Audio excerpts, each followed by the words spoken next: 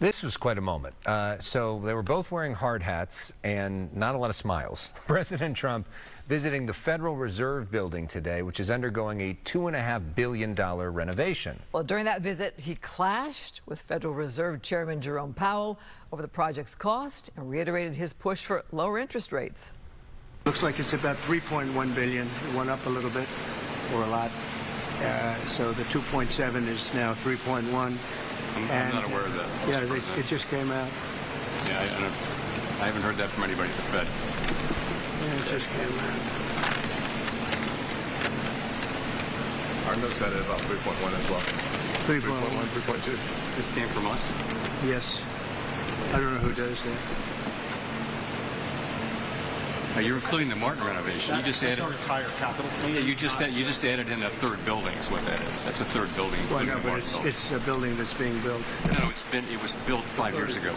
We finished Martin 5 years ago. The president also increasing pressure on Powell to lower borrowing costs. He argues this would boost economic growth and cut government expenses. Okay, so let's give some context. I figured as the political what's going on here. Okay. So President Trump doesn't like Jerome Powell. He wants him to cut interest rates, which is something he hasn't done. In order to fire Jerome Powell, he needs to have a loophole of Jerome Powell doing such a bad job that there's grounds for termination. Some on the right want this building project to be the grounds for termination, saying you're over budget and because of that we're going to fire you. So he's saying, look how over budget you are, and then he looks at the paper and he said, that's a building from 5 years ago. So that's why they're focusing on the building. That's why it matters.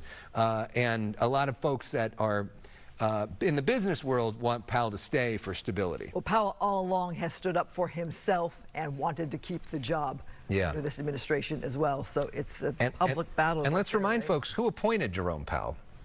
Donald Trump. First term.